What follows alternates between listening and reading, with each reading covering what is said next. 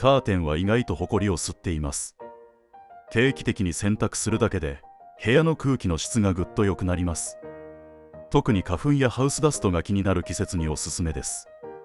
電子レンジの庫内掃除はレモン水を加熱すると簡単に汚れが落ちます。ゴミ箱の底に新聞紙を敷くと液漏れ対策になり掃除が楽になります。アイロン不要のシャツは洗濯後すぐにハンガーに干すとシワになりにくいです。チャンネル登録よろしくね。